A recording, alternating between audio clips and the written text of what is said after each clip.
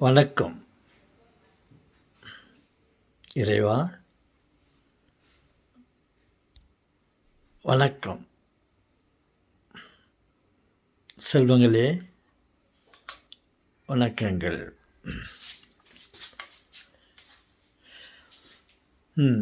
நான் என்ன சொல்ல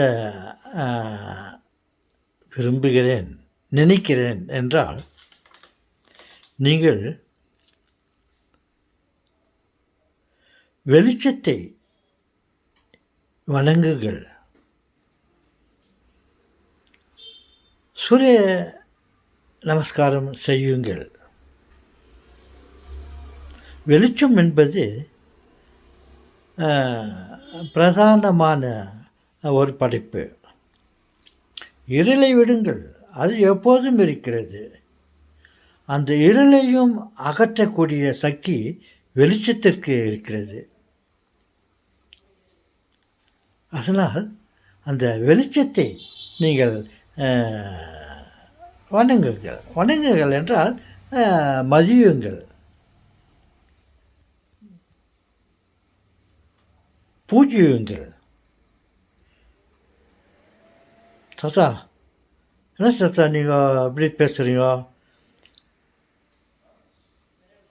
அவர் முதல்ல சொன்னீங்க படைப்புகளை வணங்காதீர்கள், படைத்தவனை வணங்குகள் என்று சொன்னீர்களே.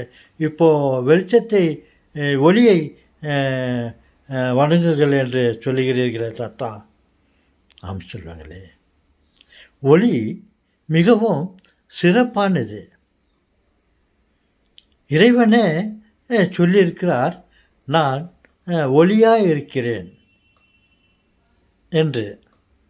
அப்போது ஒளியும் இறைவனும் ஒன்று என்று நான் நினைக்கிறேன். எப்போ அவர் நான் வெளிச்சமாக இருக்கிறேன், நான் விளக்காக இருக்கிறேன் என்று சொன்னாரோ, அப்பொழுது நாம் கண்ணை திறந்து கொண்டு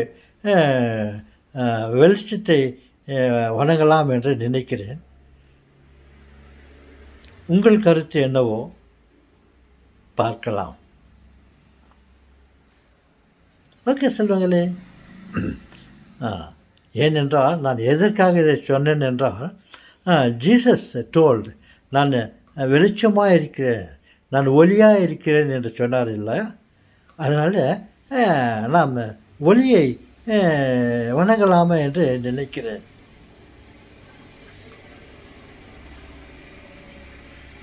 ஓகே.